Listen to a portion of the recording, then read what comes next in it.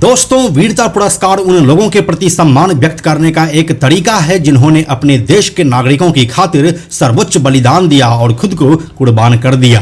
भारत में सैनिकों को कुल 6 वीरता पुरस्कार दिए जाते हैं। इसमें से कौन से पुरस्कार किसे दिए जाते हैं, इसमें अभी भी काफी लोगों को कंफ्यूजन रहता है।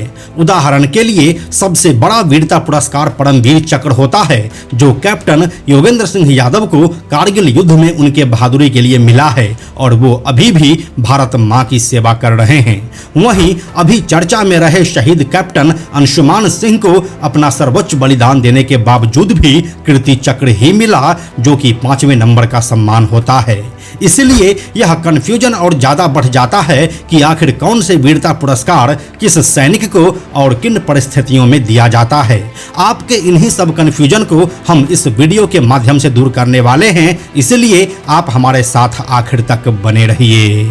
हेलो एंड नमस्कार, मेरा नाम है प्रशांत और आप देख रहे हैं बेजोड़जोरा.com का यूट्यूब चैनल।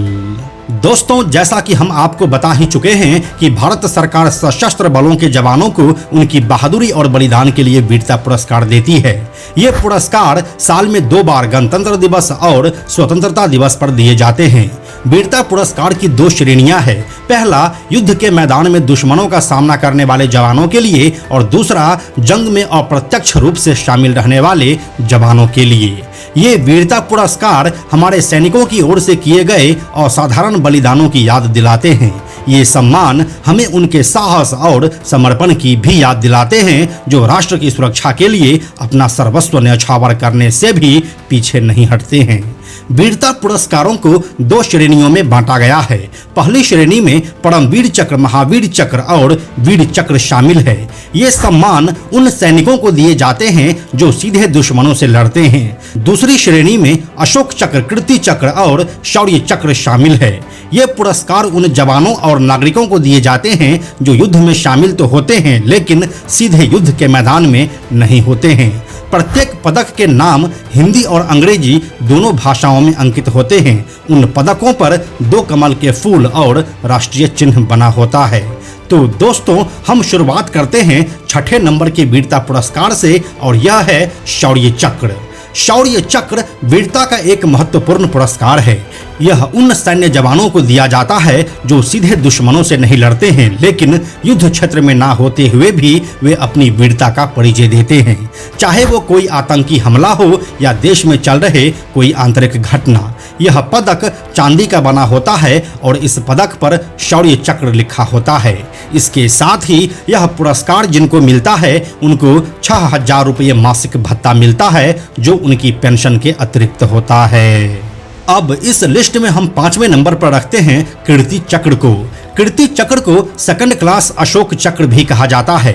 अन्य पदकों की तरह यह भी चांदी से ही बना होता है और गोलाकार होता है, जिस पर एक प्रतीक और कीर्ति चक्र लिखा होता है।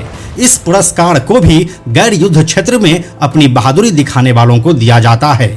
उदाहरण के लिए अभी सबसे ज्यादा चर्चित शहीद कैप्टन अंशुमान सिंह का केस है, जो सियाचिन ग्लेशियर में आग की लपटों से अपने साथियों की जान बचाते समय शहीद हो गए थे।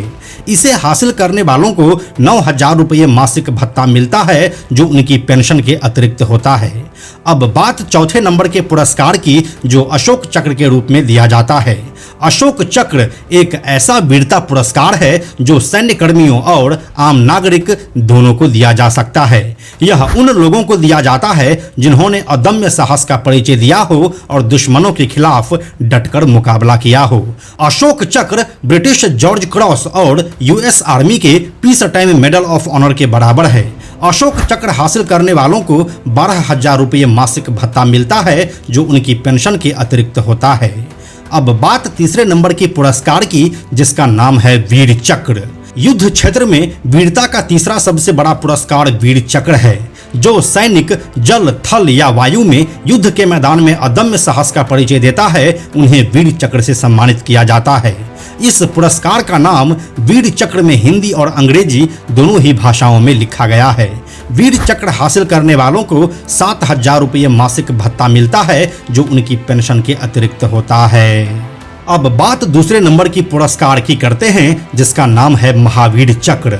महावीर चक्र युद्ध के मैदान में शामिल होने वाले सैनिकों के लिए वीरता का दूसरा सबसे बड़ा पुरस्कार है।